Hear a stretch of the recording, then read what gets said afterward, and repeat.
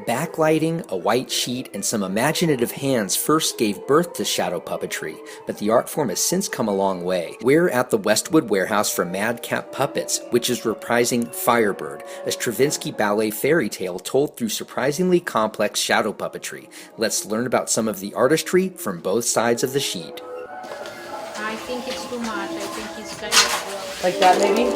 yeah, that's nice. You come thinking about shadow puppetry in one way, and then you see these bright colors, and the puppets are nothing like what you would expect.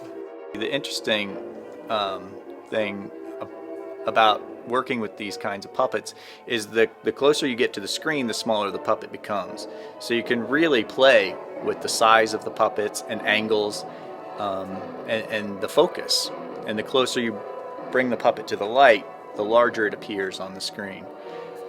So you really aren't pigeonholing yourself into one particular size of the puppet. You can constantly change it. Most of the characters have very specific joints that move. And once we've developed sort of a repertoire of movement that we think is going to be necessary for the show, that's our only limitation, is that we've given ourselves certain joints and certain movements that the puppet needs to have.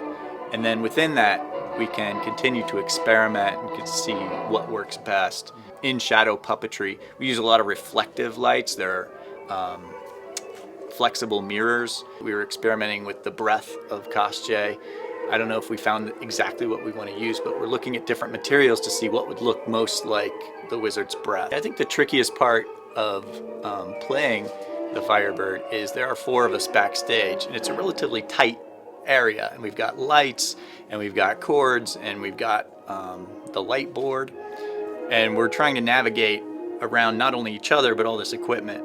This is mainly performed for community centers and theaters. We also do it live with symphony orchestras around the country.